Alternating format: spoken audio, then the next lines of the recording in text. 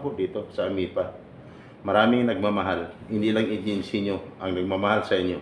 Pati ang AMIPA Pidos, mahal po kayo. Kaya ang purpose namin, pag alis nyo, alam nyo na kung ano dapat gawin. Kasi hindi po madali ang pagiging buhay OFW pagdating sa labas naman sa tama. Sino mga ex-abroad? Taas yung mga kamay. Ex-abroad. Thank you. First timer, taas yung mga kamay. Thank you. Ex-abroad, isang tanong, isang sagot. Yung totoong buhay OFW pagdating sa labas naman sa isang tanong, isang sagot.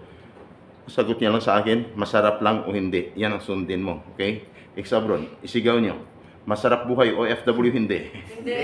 First timer, narinig nyo. Sabi ng mga sabi ng mga ex-abroad, hindi. Sabi ng mga first timer diyan, nakaupo lang. Ha? Hindi talaga, no? Sabi ng iba, abroad. Minsan, nakita ko diyan katabi, sinisi ko mga first timer, sinisi ko na agad ng katabi. Tuloy ka ba ba? Sabi nila, masarap buhay OFW, hindi pala. Ang totoong nagsabi na no? Regardless sa mga nangyari sa labas ng bansa, yung mga nag-abroad. Tama? Pero dito, hindi ibig sabihin, may narinig kayo, hindi masarap. Tibayan mo lang ang loob mo. Kasi bakit?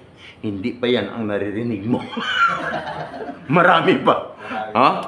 Tibayan nyo lang. Kasi bakit? Pag hindi nyo tibayan, wala, manatili sa Pilipinas na hirap. Puro lang pagbabago ang marinig mo.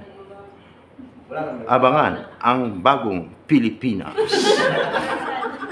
Kaya ang nangyari ngayon, patay dito, patay doon.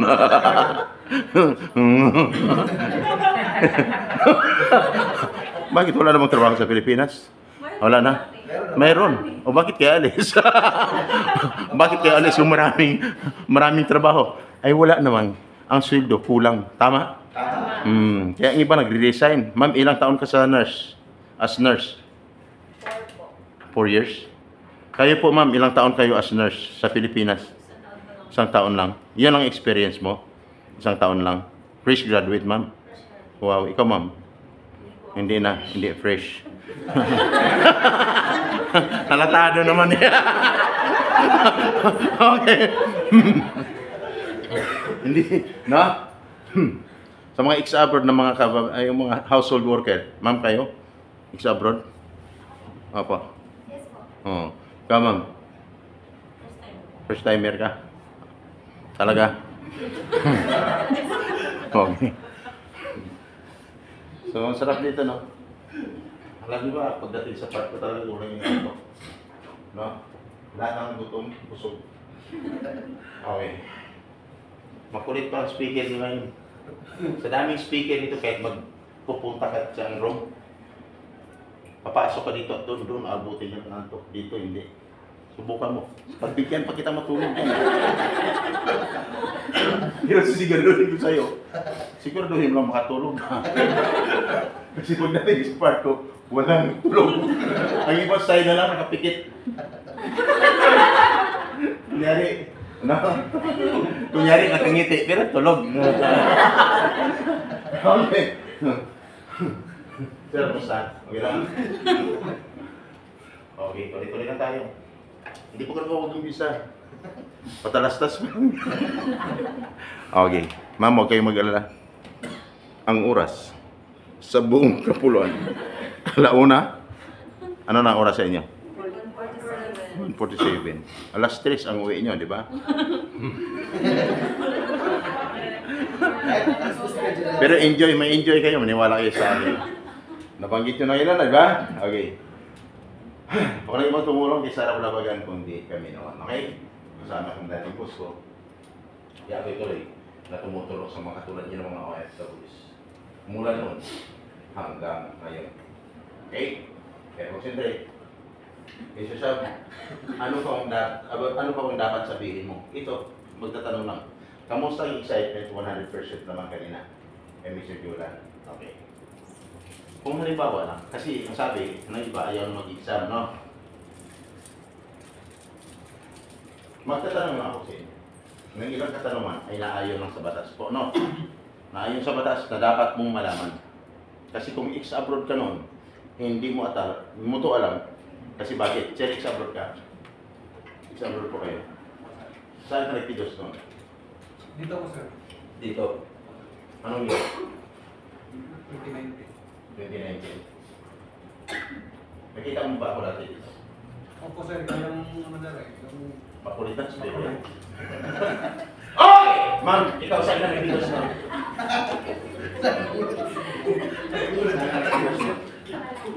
Sa kalani, nakita mo ba ako dati doon? Nakita mo ako dati doon? Tama ang sagot mo, ma'am. Hindi niya ako nakita doon kasi wala naman talaga ako doon. Tuloy-tuloy ha. Mrs. Sam, ano kung mayroon ka talaga? Itong batas na dapat mong malaman, mapa-first timer is abroad. Bakit dapat namin malaman? Kasi taon-taon mayroon pagbabago. Sabi ng UWA, PIDOS is a mandatory seminar to all departing contract worker, not only for first timer, maging sa mga is-abroad. Nakailangan ka, pag uwi mo ng Pilipinas, mag-PIDOS ka pa rin. Kasi nga, walang exempted or exemption pagdating sa PIDOS.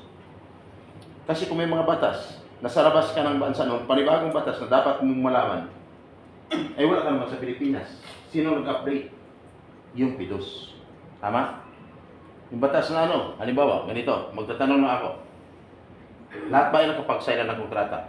Yes. Taas yung mga kamay sa nakapag-sign ng kontrata, taas yung mga kamay. Thank you. Marami nakapag-sign ng kontrata. Okay. Sino hindi pa nakapag-sign ng kontrata, taas yung mga kamay. Yan. Thank you, thank you, thank you. Yan. Kaya magtatanong ako, kung kamusta ang excitement. 100% naman ako. Nagtanong ako ngayon kung sino nakapag-sign ng kontrata o hindi. Kaya kung may nangyari, bawat isa dyan sa inyo, nangyari sa iyo, na kung saan yan ilabag sa batas, ang napasukan mo, magbawas ako agad ako ng 20% bawat may nangyari sa iyo. 5 beses ako magbabawas ng 20%. 5 times 20 equals 100%. Kaya kung 100% ang excitement mo kanina, pag 5 beses kita nabawasan, ubos yung excitement mo. Ang pinakalas ko na itanong sa'yo mamaya, pag ubos ng excitement mo, ang tanong ko lang, tuloy ka pa ba o hindi na? Ang sagot mo lang sa akin, tuloy ang laban, walang susuko, walang walang agasan. Dapat isigaw mo, no? Para wala nang exam. Okay. Mr. Sam, bakit ka nagtatanong?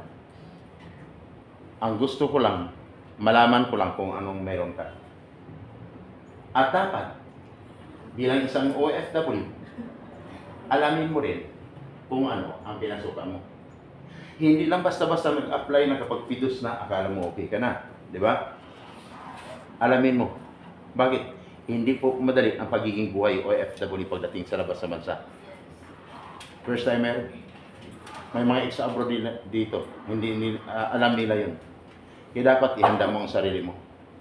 Sinabi kanina sa PIDOS, bakit ka nag-PIDOS?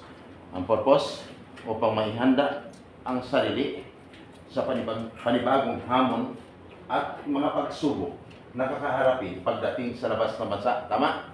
Bakit?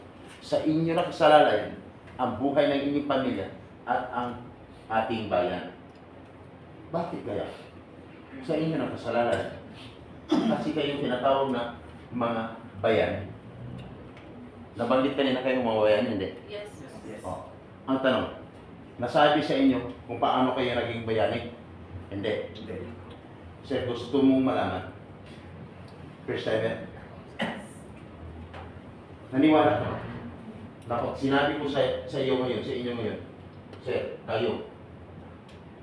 Dahil nakapag-PIDOS na kayo ang tinatawag na mga bagong bayani. Naniwala kayo, sir? Na kayo ay bayani. Siguro hindi ka maniniwala. No? Kaya pag uwi mo mamaya, maghanap na kayo agad ng salamin, sir. Salamin. Hanapin nyo ang salamin sa bahay nyo. Pag may may umiistorbo sa inyo, sabihin nyo, sandali, ang kulit nyo. Naghanap lang ako ng salamin. Titingnan nyo na ang mga mukha nyo doon. Sabihin nyo sa sarili nyo, anong sinasabi ng mama doon kanina na si Raulo? Bayani daw kami. bayani daw ako. Wala ka nang magawa, nakauwi ka na. Tama? Kaya kung hindi mo pa rin naintindihan, hindi ka pa rin maniwala, tanggapin mo na lang. Bago mo bitawan ang salamin, sabihin mo, sige na nga. Kahit ganito lang ang mukha ko, bayani pala ako. Kaya pag uwi mo mamaya dyan, paglabas mo dito, habang hawak-hawak yung inyong certificate palabas dito, pag may humaharang dyan sa dadaanan ninyo, sabihin mo na agad. Sabihin nyo na agad, alis kayo dyan. Alis kayo dyan, alis kayo dyan, alis kayo dyan. Pakitinan ko, bakit? Ano ka ba? Sabihin mo na agad. Bayani ito. Bayani kayo. Paano kayo nagbabayani? Diba, kung kumuha kayo ng ATM, pag nagpapadala ka ng pira sa pamilya mo, kulang man ang sahod mo pagdating doon. Halos wala ka na magkain, padala ka pa rin ng pira sa pamilya mo. Tama? Kasi yan ang sinasabi dito kanina, regular communication at remittances sa pamilya. Kasi ang pakay mo, mag-abroad para matulungan ang pamilya. Kahit kulang ang sahod mo, magpapadala ka, bawasan pa rin ang tax yun. Tama? Pag binabawasan ng tax yun, saan ipapasok? Sa kabanang bayan. Tama? Kaya kayo naging bayani. Sino ang nakikinabang? Sabi ng iba, buaya. Buaya. Tuloy-tuloy nga ang ayun dahil. Sabi ng iba, hindi naman ako nakatikim. Kasi kung sinong malapit, no? Siya ang may biyaya. Di ba? Yan po ang ibig sabihin. Kaya kayo tinatawag na bayani. Kaya dapat tatagan nyo, tibayan nyo ang inyong loob. It is a part of your training na dapat makasurvive ka.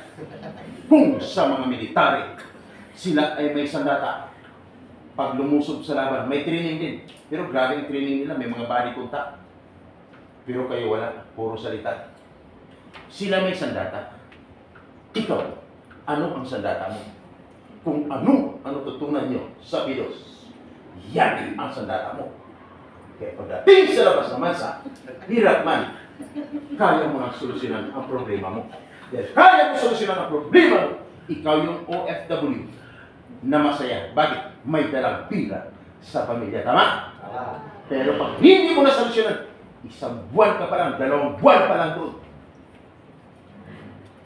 tuwi ka na walang dalang pira sa pamilya. Maliban naman kung nasa isipan mo, iniisip mo lagi yung $15,000 US. Malaki yun. Pwede kang umuwi. Milyonaryo na agad. Kulang-kulang milyon yan. Kaya mong gawin, huwag mo lang, no? Kung talagang, no, wala ka ng pag-asa sa sarili mo. Kasi may pangako kay mister mo, makaalis lang ako mahal. Kasi ang tagal natin magkasama. Hindi pa rin tupad natin ang ating mga pangarap sa buhay.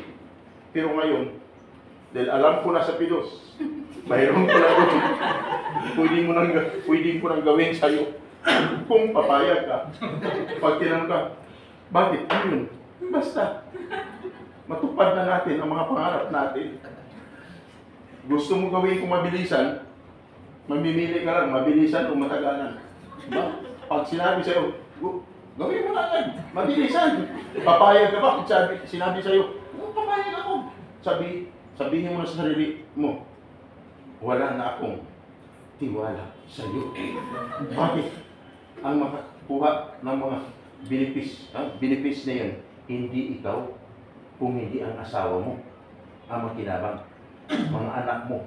Sino pa? Pag natandaan mo, may umaalihid. Lagi sa bahay mo pag wala ka, isa yun sa makinabang. Sa mga benepisyo na yun. No? Kaya ingat. Ngayon! Bayani! Beneficiary ang makakuha doon. No? Nadulas ka lang, natuluyan, accidental death yun. Kaya 15,000. No? Pero huwag naman sana. Na mahalata na hindi ka naman talaga nadulas. Sinadya mo lang. No? Para huwag mo isipin yan sila. Huwag mo isipin. Basta sana huwag mangyari na. Baka may airport pa lang eh. Naghatid pa lang kayo doon. Wala ka na sa sarili. O, binangga, o. Patay. Ano? Mag-ingat kayo kahit saan. Ha? Hindi lang sa labas. Dito sa loob ng Pidos, mag-ingat din kayo. Kasi uso na ngayon. Tama? Uso na ngayon. Hindi mo lang, katabi mo dyan. Kailan mo lang nakikilala. Tingnan mo, nagkatamog ka. Kunyari na yun. Paglabas mo nito, wala nang laman yung bag mo. Ingat! Mga bayani! Kaya dapat kayo yung bayani na pag-uwi ng Pilipinas, natagumpay. Nakakatulong nila sa pamilya, sa sarili, no? Maging sa mga kababayan natin na may problema. Okay? Ngayon, nagtanong ako kanina, kung sino nakapagsayin ng kontrata, mayroong nakapagsayin, mayroong hindi. Thank you sa nakapagsayin ng kontrata. Sa mga hindi, sa mga hindi tumaas ng kamay, tatanungin ko rin. Ipataas ako, sino nakapagsayin ng kontrata? Sino hindi nakapagsayin ng kontrata? Pero mayroon hindi talaga tumataas ang kamay. Ang tanong sa hindi tumataas ang kamay, ano, tayo? Sabi ni ko dyan, pakialam ko. Okay. Kaya, may alam na ako.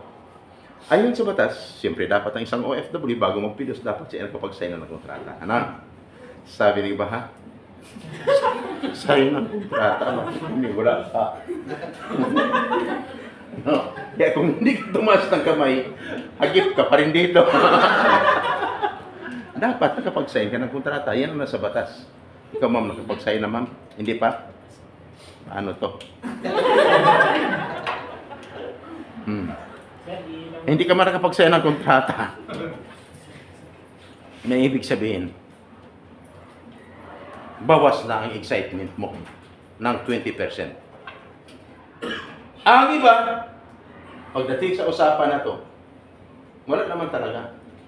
Kunyari, lalabas lang. At ang ginagawa, kunyari nang mag-CR, pero tatawag na pala sa agency. No? Bakit may alam pa kayong pagpidos-pidos? Wala naman kaming pinirma. No? Kunyari lang yun. Mamaya, may susunod naman yan. Bawas na ang excitement ng 20%. Ang natira is 80%. At dapat, ha? After na magpido, siguraduhin makaalis na. Tama? Tama. Bakit? Ayon sa batas, ang isang OFW, mulang nag-apply at bisahan, dapat 60 to 90 days prior, 2 hanggang 3 buwan lang. At nabisahan na siya, dapat na-deployed na siya na sa labas ng bansa ngayon. Tama? Dapat kumikita na siya ngayon sa labas ng bansa at dapat wala na siya sa kanyang inuupuan dyan ngayon. Sabi ng iba, ha? 60 to 90 days prior, kami 10 months na. Nandito pa rin.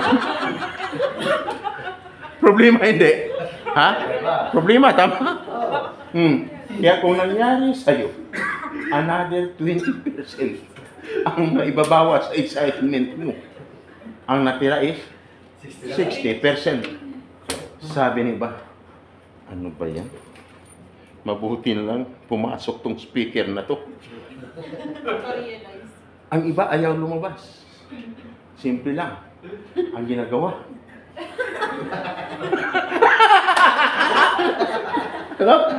Kaya dapat makalis ka na. Nangyari ba sa'yo? Another 20%. Ang may ibabawas. Ang natira is 60%. At kailangan, bakit ka makaalis na? Kasi hindi ka lang nakapagpidos. Hindi ka lang nakapag-sign ng kontrata. Ang iba nakapagbayad na ng placement fee. Sabi ng iba, oo nga, ako bayad na rin. Ang tanong, pag nagbayad ka ng placement fee, ang salary mo is 20,000, magkano dapat ang maging placement fee? Dapat equivalent of 1 month salary. Tama? Sabi ng iba dyan, ha? 1 month salary. Bakit sa amin sobrang laki? May ibig sabihin, sir. Another, alam na alam, no? Alam na alam ni Mr. Sam, no? May ibig sabihin, bawas naman ang 20%. Ang excitement mo, ang natira is 40%. No? Grabe. 1 month salary. Sa amin, sobrang laki. At dapat alamin mo kung saan ka pwedeng magbayad. No? Pwede mong bayad saan? Sa Jollibee? Sa Chowking? Sa McDo? Sa Max? Mall Hotel? O restaurant? Hindi sa nabanggit ko na lugar. Dapat sa loob ng agency. Sabi ni iba, tahimik na nakatingin sa akin. Ha? Agency? Bakit kami sa Jollibee? May ibig sabihin, another 20% na naman ang ibabawas ko sa'yo. Ang natira is 20% na lang.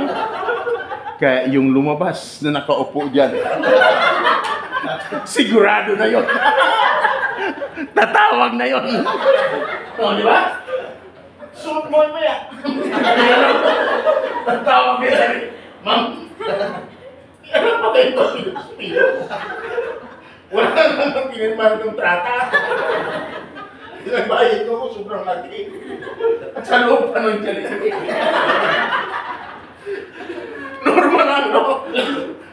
Ang iba, pag nagtanong ka, saan ba talaga? Sumigaw yung isa, sir, sa Gcash. Gcash na ako. Wala! Dapat sa loob ng agency. Tama? Sabi ng iba, agency. Problema. Bakit ko namanggit? Sabi ni Sir kanina, alam na alam ko daw sinasabi ko. Mamalaman niyo mamaya, bakit ko alam? No? At dapat, no, wag na maulit yung nangyari sa 12 teacher, 280,000 bawat isa. Kinuha yung placement fee sa loob ng at through Gcash. No? Sinundan, papuntang Korea yun. Tapos sinundan ng 20. Through Gcash din. Papuntang Poland, Malaysia, South Africa, Japan, Korea din. Hindi nakaalis. Baon sa utang. Hindi na nabawi yung pera. Dapat sa loob ng agency, ha? Salamat kayo sa inyong agency. Dito kayo pinapidos ngayon, eh. Ang dami nyo natutunan, no? Sabi niyo ba? Oo nga, katakot-takot naman. No? At dapat pag nagbayad, anong meron? Dapat may kaukulang, ano? Resibo. Yan ang pinaka-last. Sabi ni iba, ha? Resibo. Yan. Resibo! Na? Sabi ng iba minsan nagsisikuhan, bakit tayo logbook lang? Normal lang yan. Ibig sabihin, wala lang pang paggawa ng resibo. Kaya logbook na lang. O sa mga taga-agencies dyan, pasensya na, paumainin nyo na. Kasi ayaw lang namin magka-problema yung mga... Minsan kasi may taga-agency dyan, nag-observe lang sa amin. Akala sinusulsulan na ganito. Hindi po. Ang purpose namin, ma-guide ng tama yung mga OFWs. Kasi bakit? Pag na-guide mo ng tama yan, wala namang ibang patutunguhan sila kung naitama yung pag-guide sa kanila. Tagumpay po. Tama? Pag tagumpay, ibig sabihin, tagumpay din kayo o kung may taga-agency dyan, tagumpay din po ang pagtulong ninyo sa mga OFWs. Kasi pag nagka-problema ang OFW, damay pa rin po ang agency. Pag nagka-problema, tama? Kasi obligasyon ng agency matulungan, hindi lang pagpaalis, hanggang pagdating sa labas ng bansa, dapat natutukan yan. Tama po ba? At hindi na kailangan magsumbong kung saan-saan pa. Kaya kung wala kayong resibo, normal lang yon. Sa mga nakapagbayad na walang resibo, normal lang yon. Bawas na naman ng 20% ang excitement mo. Ang ibig sabihin, ubos na ang excitement mo. Tama? Anong sabi ko kanina? Sa mga narinig nyo sa akin, normal lang. Parang mawala ka na ng pag-asa. Gustuhin mong tumuloy para ayaw mo nang tumuloy dahil may nangyari na sa'yo. Kasi baon ka na sa utang, hindi ka pa rin nakaalis. Nandyan ka pa rin ngayon. No? Kaya ang tanong ko, ang tanong ko. Ang sabi ko kanina, ang sagot nyo lang sa akin ay tuloy ang laban, walang susuko, walang atrasan. Isigaw nyo. Ang tanong, tuloy, hindi.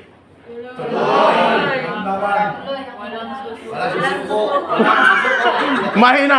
Tuloy. Lakasan nyo ha. Tuloy, hindi.